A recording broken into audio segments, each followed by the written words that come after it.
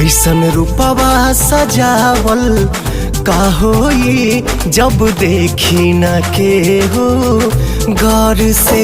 ऐसन रूपवा सजावल का होई जब देखी न के हो गौर से।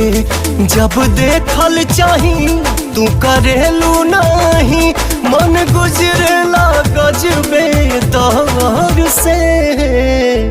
तुहर कजरा लगावल का होई जब देखी न के हो गौर से।